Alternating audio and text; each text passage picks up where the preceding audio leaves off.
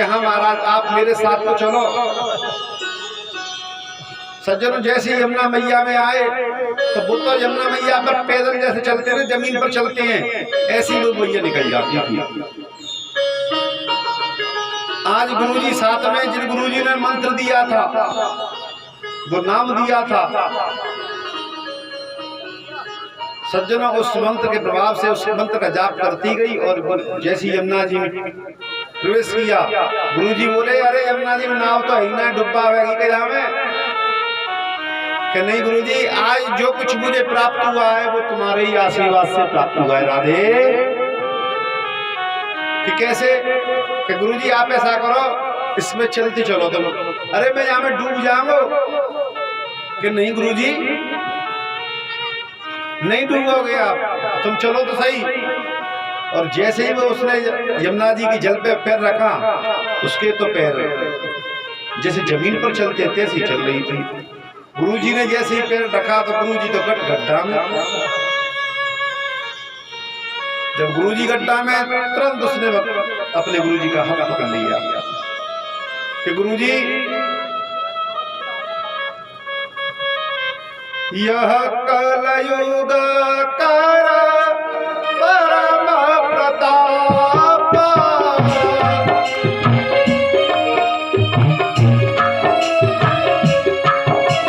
देखो यह कलयुग का परम प्रताप है। मानस पुण्य हो ही नहीं पापा। मन में अगर कोई विचार चल रहा है, अच्छे विचार है, तो पुण्य की प्राप्ति होगी, और सोचने से पाप की प्राप्ति नहीं होगी। गुरुजी आप मन में सुमिरन करो। गुरुजी ने जैसे सुमिरन किया, हाथ पकड़ रखा था और गुरुजी को उस जल में खींचती ले गई। गुरुजी का तो हृदय द्रवित हो गया कि धन्य हुआ मैं इस भगत के द्वारा, देखो आज इस यमुना जी में चलना सीख गया। राधे सज्जनों, परमात्मा के नाम में की तो बहुत महिमा है। जिसने एक बार परमात्मा के नाम को सच्चे हृदय से ले लिया, परमात्मा को शब्द सुनते हैं, बिंद पर तो परमात्मा आ जाते हैं। कैसे? जैसे कल गजराज ने पुकारा था। राधे सज्जनों, अब क्या हुआ? पूतना का शरीर डलाए, माले बोले अब क्या करना चाहिए भैया या राक्षसी को?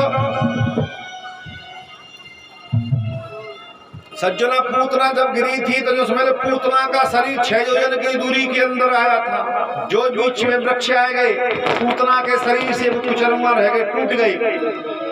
और सज्जनों ब्रजवासी ने समन्वय भैया गांव में पंचायत करी पहले कि अब क्या करना चाहिए जा राक्षसी को। तो सबसे एक बड़े बूढ़े बाबा बोले भैया ऐसा राक्षसी जलाऊ जाए कि महाराज ईनंद कहाँ से आवे को कि जितना टूटो डरो ईनंद सब इकट्ठा करो। सब ब्रजवासी अपने अपने घर से कुल्हाड़ी ले आए। बोले जब पूतना के शरीर है घसीटो काट हो जाए, सबके बागे छोटे छोटे पिस बुकरे आगे और बागे ऊपर सगदा पटक दी। सुखदेव जी कहते हैं जैसे ही पूतना के शरीर में से अग्नि प्रवेश हुई, उसके शरीर से सुगंध निकलने लगी। परीक्षित ने पूछा प्रभु, पूतना लोक बालग्नि राक्षसी रुद्रासना जिंगासयापहरै स्तनं दत्त्वा प्रसद्दितम्। प्रभु ये पूतना तो बाल घातनी है, बच्चों को मारने वाली है, इसके शरीर से ये सुगंध क्यों? सुखदेव जी कहते हैं राजन बस यही तो कारण है मेरे गोविंद का। क्यों? कि वो मेरे परमात्मा ये नहीं देखते ये काय मुझसे कैसे भाव से प्रेम करती है। सज्जनों परमात्मा से तो प्रेम हो जाना चाहिए, इसने वो काम किया है सज्जनों जो मैया यशोदा कर रही है। इसलिए भगवान उसके नेत्र बंद करके यही सोच रहे थे उस समय कि इसे क्या मुक्ति दूं मैं। तो भगवान ने सज्जनों वो मुक्ति प्रदान कर दी कि इसलिए माँ के रूप में मुझे स्तनपान कराया है, इसीलिए इसको वही मुक्ति दी जो मैया यशोदा को दी। राधे सज्जनों नंद बाबा मथुरा से लौट के आए, उन्हें गांव वाले सब उनके घर के आसपास ही इकट्ठे देखे, बोले क्या बात है। नंद बाबा तो घबराए गए, हाथ से प्रार्थना करने लगे, हरि शरणम हे मुकुंद भगवान आप हमारी रक्षा करो। जाके पता पड़ा नंद बाबा ने कोई बात नहीं भैया, आज तुम सवर्ण के आशीर्वाद से देखो मेरे लाला की रक्षा है राधे। सब गांव के बड़े बूढ़े नित्य हाथ जोड़कर प्रार्थना करी कि धन्य भैया मेरे गांव वासियों, तुमने देखो विपत्ति में मेरे लाला, मैं नहीं था उस समय, मेरे लाला की रक्षा कर ली। अगर मेरे लाला कच्ची हो जाते तो मैं तो बुढ़ापे में मेरा एक ही तो ये सहारा था। नंद बाबा सब गांव वालों को बड़े बड़े भाव से, प्रेम से, क्योंकि सज्जनों सब एक ही छतरी के नीचे बैठ जाते थे। गांव में जब प्रेम होता है ना तो उस गांव में रहने का आनंद आता है, और अगर गांव में आपस में प्रेम नहीं हो तो फिर क्या होता है पता है? पूरे रोए कहाँ, बहुत दूर, सब इधर उधर हो जाते हैं सज्जनों। पर जो संग में जो आनंद आता है सज्जनों, वो गांव होता है।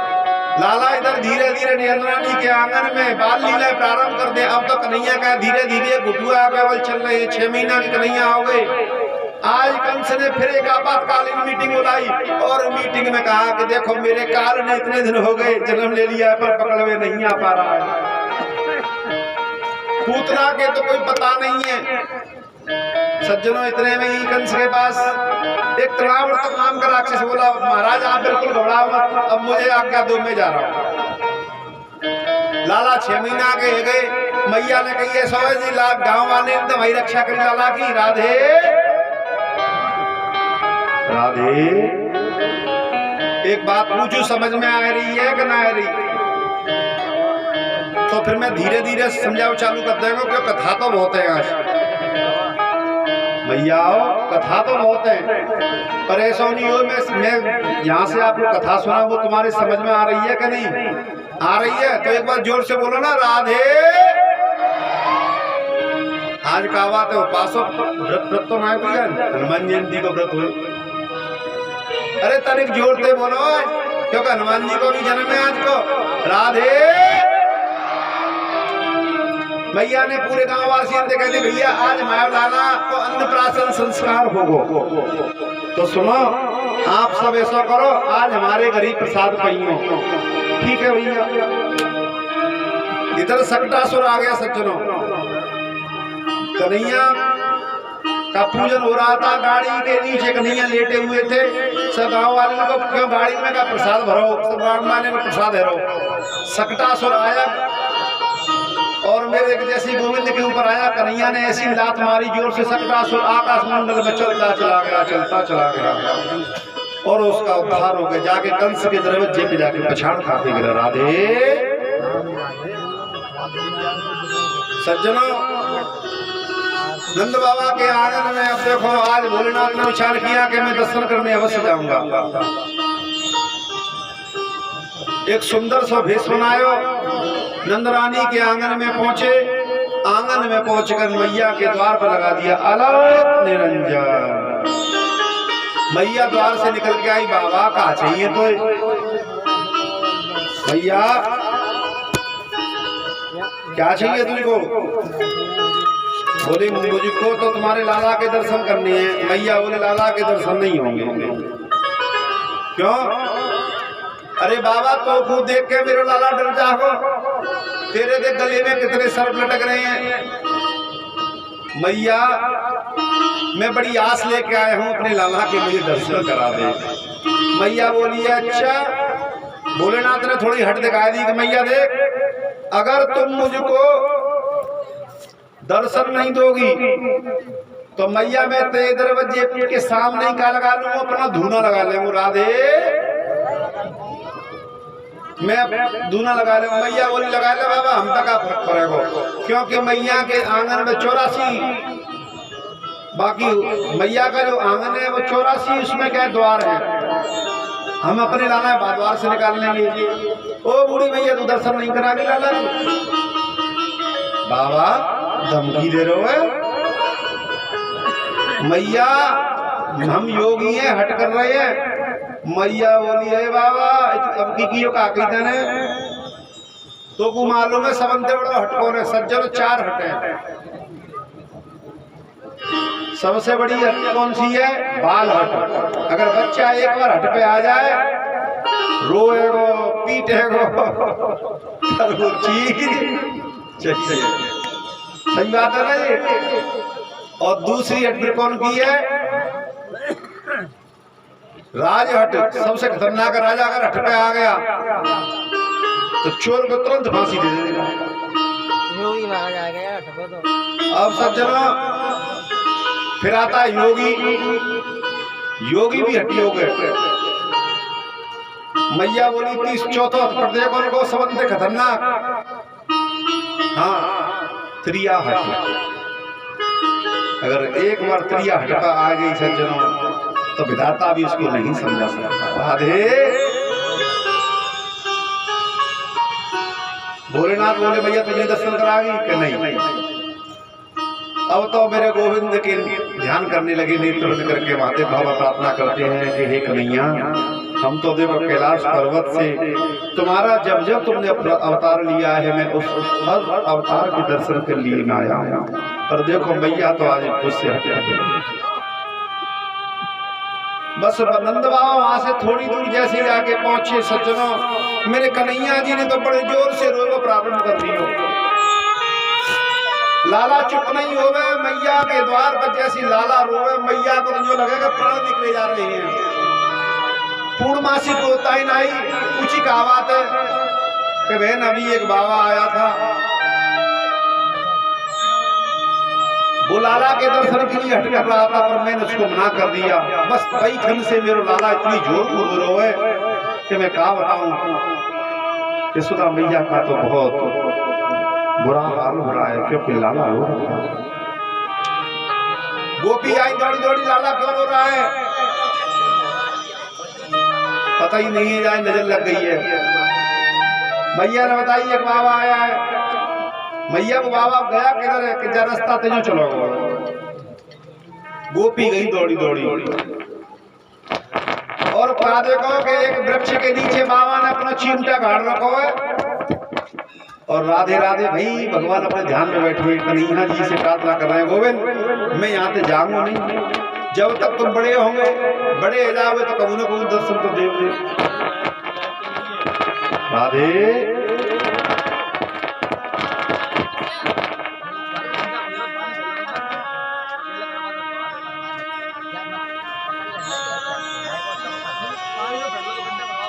गोपी पहुंची महादेव जी के पास में, प्रार्थना करने लगी, चल रे जोगी नंद भवन में,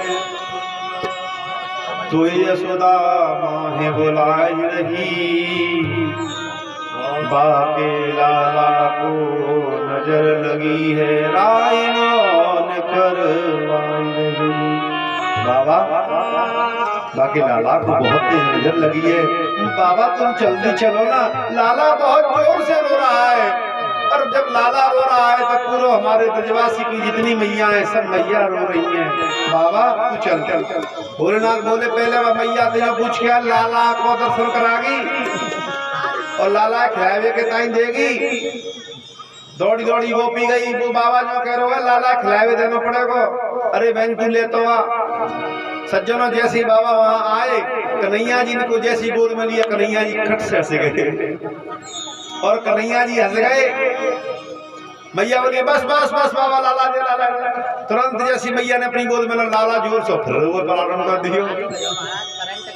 मैया बोली बाबा कहने कछु जादू टोना तो ना कर दियो, तेरी गोद में तो लाला जावे, मेरी गोद में लाला रोज आवे। मैया का जब मुंह देखा, मैया का बहुत उदास है। बोले मैया देख जाए नजर बहुत करनी लगी है, अगर तू बीच में मुझे नहीं टोके तो मैं जाके ऐसी नजर उतारता हूँ कि फिर कबू नजर नहीं लगेगी। राधे भोलेनाथ के कन्हैया को लिया और अपने नेत्रों को खोलकर उस छवि के दर्शन किए सज्जनों। कन्हैया नन्हे से है, देखो कन्हैया के छोटे छोटे पैर है, आहा। और कन्हैया सज्जनों जाके माए एक बार हंस गए कन्हैया। अगर कन्हैया जिसे देखकर एक बार हंस गए सज्जनों, बस हो गया उसका। बापा घर में मानी नहीं लगा तो केवल कन्हैया को कोई तरह से दिखाई दे दो, लाला हंस रहा। ग्वाल बाल सब केवल जी टिकटकी लगा के रहते हैं कि लाला के दर्शन कब हो गए। सज्जनों मैया बोली लाला, और मैया के जब दर्शन पूरे हो गए तो मैया की गोद में जैसी कन्हैया जी आ गई, मैया बड़ी प्रसन्न भई। मैया ने बहुत सारा धन देने की कोशिश करी, मैया मुझे धन की इच्छा नहीं है। तो मैया से बोले क्या इच्छा है तेरी भैया? मैया बोली बाबा थे। तब मैया क्या कहती है कि रह रे जोगी नंद भवन में ब्रज में बासों की जो, जब जब रोवे मेरो लाला तब तब दर्शन दीजो। ए बाबा तू तो यह नंद भवन में तू अपना आसन ले ले। मैया एक शर्त पे कि जहाँ तू अपने लाला को स्नान करावे बाकी नीचे तूने मेवमंद छोटी सी कुटिया बनवा दे। और सज्जनों वही नंदेश्वर, नंदगांव में नंदेश्वर भगवान महादेव की, मेरे भोलेनाथ आज भी वहाँ स्थित है। इधर तृणावर्तक नाम का जो दैत्य था राजस्थान में, अब ये चलता है ना आंधी बहुला घूमता हुआ, कोई भी बीच में आ जाए उसको उड़ा के ले जाता है। सज्जनों तृणावर्तक घोड़े के रूप में अपने राजस्थान में विशेषकर चलता है। और वो कब थे? गर्मी के महीने में तृणावर्तक आया नंदरानी के उस आंगन में। उस आंगन में आके उसने क्या किया सज्जनों? कन्हैया जी को अपने उस बवंडर में फंसाया और उड़ाते हुए ले गया। कन्हैया जी को देखा कि तो मुझे लेके जा रहा है। कन्हैया जी ने छोड़, 1 साल के कन्हैया जी हो चुके सज्जनों। कन्हैया जी ने उसका खट्टी एक टेटमेंट कर ली और ऐसी दवाई तुरंत तृणावर्तक धाम से कहाँ गिरा? जमीन पर गिर पड़ा और तृणावर्तक का उद्धार हुआ। कंस के बाद सूचना पहुंच गई तृणावर्तक भी मारा गया, सक्टासुर भी मारा गया, पुतला भी मारी गई। भैया जी मेरा काल पकड़ में नहीं आ रहा है। आज मैया ने लाला को सुंदर झांकी, पहले तो सुंदर उनके केस काटे, पिट्टी को लगायो, काजल लगायो। सज्जनों आज लाला को मैया ने पीताम्बरी पहनाई, सुंदर वस्त्र पहनाए और मैया बस क्या कर रही थी? लाला को सुला रही थी। मैया लोरी सुना रही थी लाला को धीरे धीरे। जैसी लोरी पूरी होती कन्हैया राधे मैया बार बार सब सुलाती, पर लाला सो नहीं रहा है। आज मैया निंदिया देवी को बुला रही हैं और बड़े भाव से कह रही है कि हे निंदिया रानी तू ये लाला की आंखों के बीच में तो आ जा। छगन मगन मेरे लाल को आजार निदिया, मगन मेरे लाल को आजार निदिया चंचल मोहन श्याम के नैनन बीच समा, चंचल मोहन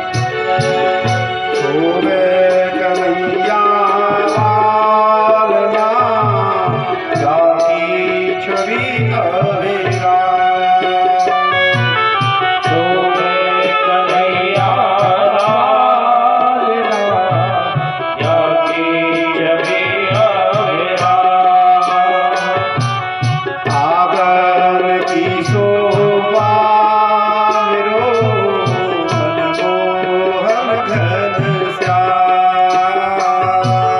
आंगन की शोभा मेरो मनमोहन घनश्याम।